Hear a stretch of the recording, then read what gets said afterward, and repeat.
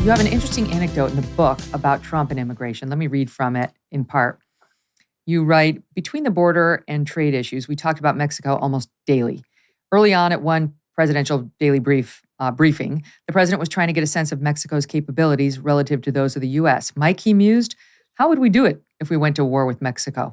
Sir, I quipped, they'd come in second. This is a great line. But talk a little bit about Trump's thoughts on Mexico and his understanding of the southern border. Yeah, he knew, as do I, that without sovereignty, nations are weak, and without sovereignty, you risk your republic. And when you have an open border, dangerous things happen. Not only the people, which we're so focused on rightly, but drugs, crime. We've now seen a couple hundred folks on the terror watch list come across the border these last 2 years.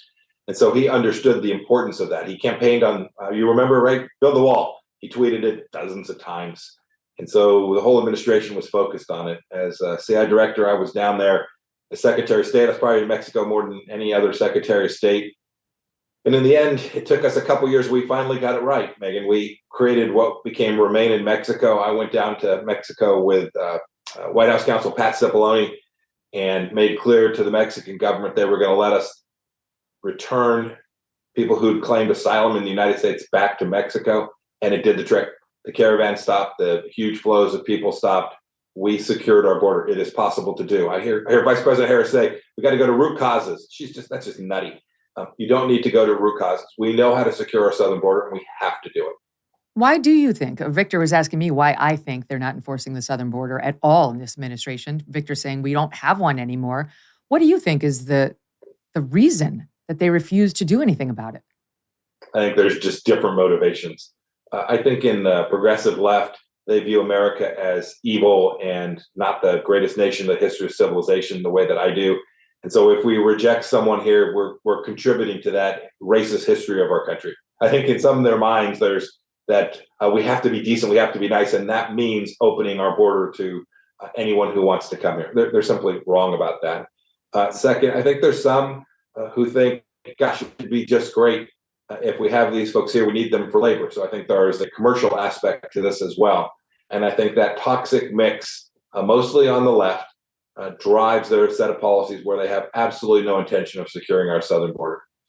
All right, let's move on to China, because there's an allegation that you were told in your book by Trump to stand down on some of your criticisms of China or Xi Jinping by Trump because he needed to have a relationship with them and getting, if I remember correctly, PPE supplies from China during the COVID pandemic. So is it true he told you to lay off your criticisms of the Chinese? Yes, he told me to shut the hell up. There was a phone call between him and Xi Jinping. I was on the call. I assumed the Chinese foreign minister was on the phone call too. And Xi Jinping just railed on me.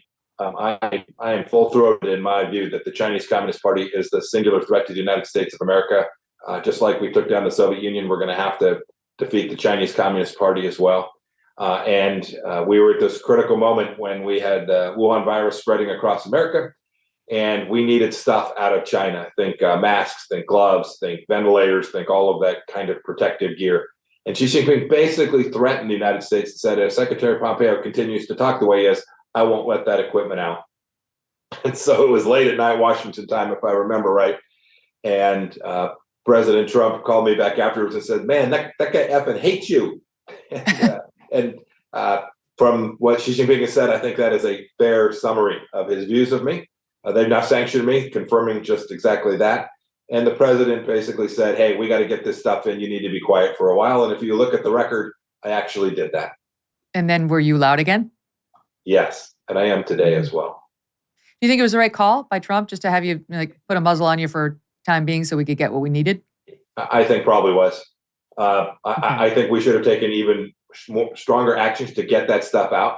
It was stuff we bought, it was stuff we purchased. Most of it was coming from companies that were American companies operating inside of China. The fact that we let ourselves to get into that place to be dependent on China to have this stuff, pharmaceuticals included, that we needed was tragic. But in that moment, it may well have been the right decision. Trigger. After a busy holiday season, now's the time to make time for you. Think of that. Whether you want to refresh your fitness routine or you just want to enjoy some relaxation, a Michael Phelps signature swim spa by Master Spas can be something you enjoy now and for the seasons to come. Making time for yourself, even if it's a 20-minute swim or sitting in the hot tub seats in a Michael Phelps swim spa, can be incredibly beneficial to your mental health. And that is what Master Spas is all about, helping you live life better. A Michael Phelps swim spa combines the benefits of a pool with the therapy of a hot tub. It comes in a variety of sizes to complement almost any yard, even if it's a small one. Exercising in the water is a great way to include physical activity into your daily life. It's fun and it's really kind of easy. I mean, you can make it hard, but you can do this in a way that's kind of easy exercise and convenient exercise for you. And that's true whether you're a beginner or a fitness enthusiast, because you can crank it up. Michael Phelps swim spas are 100% made in the USA by Master Spas, the world's largest swim spa manufacturer. A Michael Phelps swim spa is energy efficient. You can use it all year long. Go to masterspas.com, put in the promo code MK to save $1,000 on a Michael Phelps swim spa or $500 on a Master Spas hot tub. Masterspas.com, promo code MK. Hey, thanks so much for watching. If you like what you just saw, hit the subscribe button for more clips and full episodes.